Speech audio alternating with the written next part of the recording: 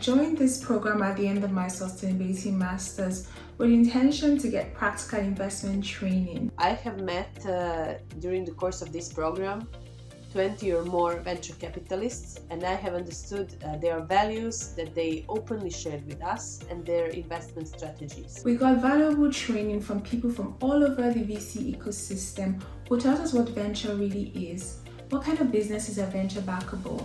How do you source these deals? How do you assess the deals? How do you negotiate? And how do you close the deals? I have learned the importance of networking, of building meaningful relations, and basically all the things that I have been doing so far in my life, but I did not understand the value of it.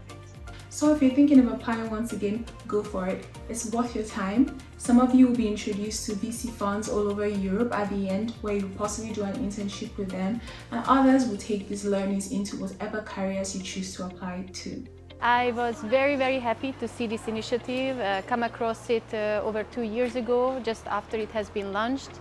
And we already worked with Supernovas and had one visiting analyst joining our team for several months out of the program.